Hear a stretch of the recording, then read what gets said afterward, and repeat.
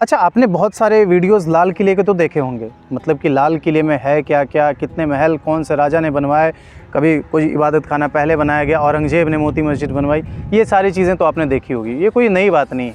लेकिन यहाँ पर जो घटनाएँ घटी थी उस समय में, जो घटनाएँ ख़ास बनाती हैं इस जगह को, कुछ अच्छाइयाँ, कुछ बुराइयाँ, कुछ कमियाँ या कुछ ऐसी चीज़ें जो शायद आप ना जानते हों, जैसे यहाँ पे जो तख्ते ताऊस था इसके बारे में जो आप ना जानते हों, कोहिनूर कहाँ गया, तख्ते ताऊस आखिरकार गया तो गया कहाँ, जिसके बारे में आज तक एक रहस्य बना हुआ है।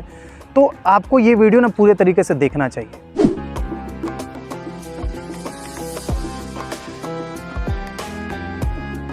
नमस्कार, मैं हूं मास्टर कुमार सानू और स्वागत है आप सभी का आज के इस बहुत खास वीडियो में, बहुत ज़्यादा खास।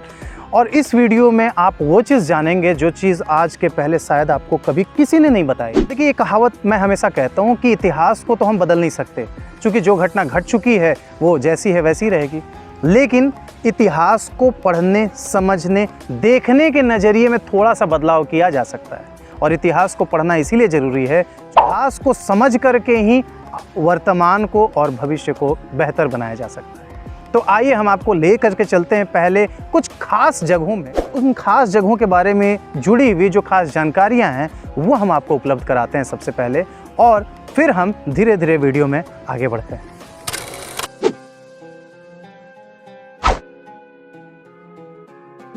एक बार दीवाने खास को बहुत घमंड हो गया कि हमारे पास जो चीज़ है वो इस धरती पर किसी इंसान, किसी जीव या कहीं पर भी नहीं है। तो आखिर ऐसा क्या था दीवाने खास में?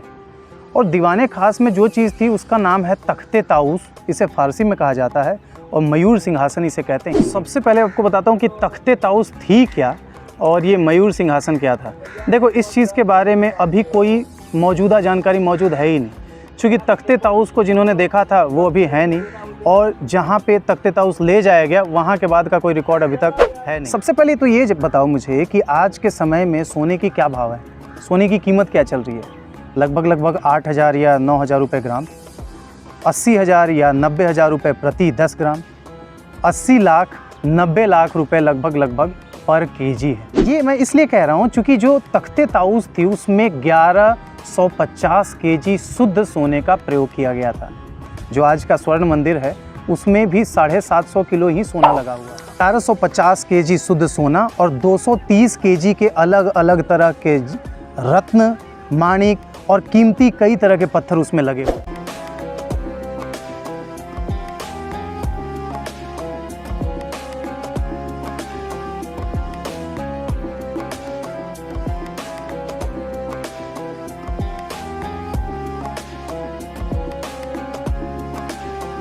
और डिटेल से बात करूं तो मैं आपको बताता हूं कि ये तख्ते ताऊस 12 सोने के पिलर्स लगे हुए थे, और हर पिलर के ऊपर में 2 छोटे छोटे मोर बने हुए थे।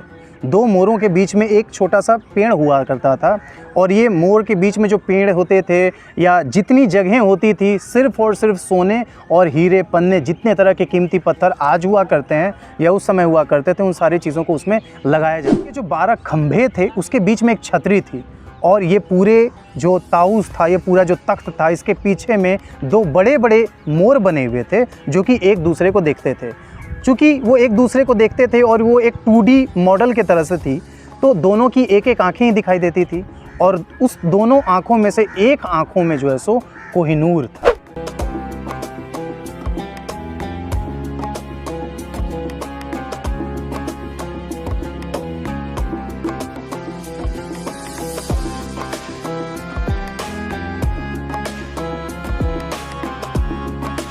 अब इतनी घमंड अगर दीवाने खास को थी तो घमंड तो किसी का भी ज़्यादा दिन नहीं रहता।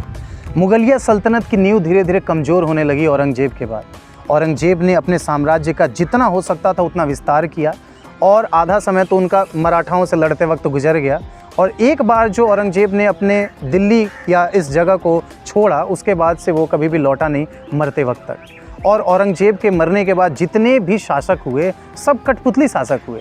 इनको जैसे दरबारी चाहते थे वे इसको वैसे नचाते थे और अपने मुताबिक इनका इस्तेमाल किया करते थे।